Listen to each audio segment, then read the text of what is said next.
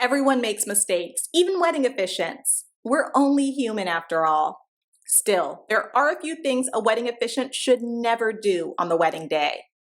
If you've been asked to officiate a wedding for a friend or family member, or you're a professional officiant looking to fine-tune your ceremony style, we recommend you take these 10 tips to heart.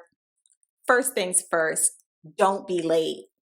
Plan to arrive at the wedding venue at least 1 hour before the ceremony and check the weather, road conditions, and route the day before. Once you're there, check in with the day of coordinator and the person who hired you. 2, don't call the couple by the wrong name. This is actually one of the easiest mistakes to make. To avoid it, practice saying names that are hard for you to pronounce. Write the couple's names in your wedding script and always double check the full legal spelling of each name before you fill out a marriage license. Next, always ask the couple whether or not they want to incorporate a specific faith or faiths before writing their wedding ceremony script. And avoid words like spiritual, God, covenant, or holy, as in holy matrimony or readings from religious or spiritual texts, unless they ask you to include them. 4, don't be a comedian. If you're officiating for a close friend or family member, it's natural to want to add a few funny stories to liven things up. But this can backfire if you're not careful. Remember, you don't want to embarrass anyone or take attention away from the couple. Ask them if they prefer a funny or formal ceremony and get any jokes or personal stories approved before the wedding day.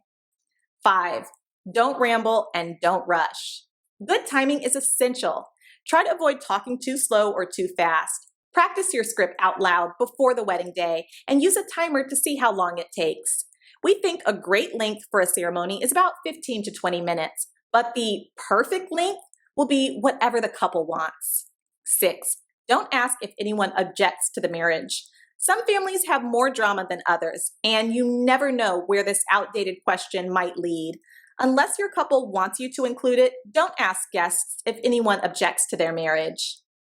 7, don't give away a bride or use words like obey without asking.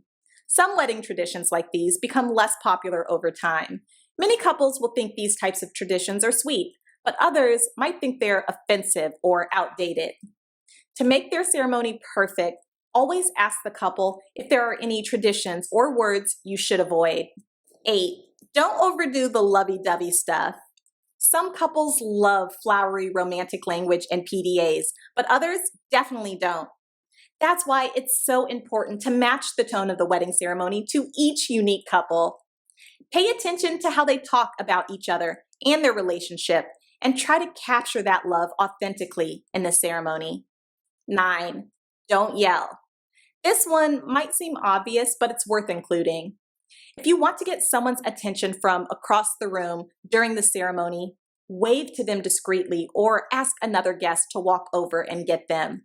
And if someone interrupts the ceremony or tries to cause a scene, just keep your voice calm and carry on.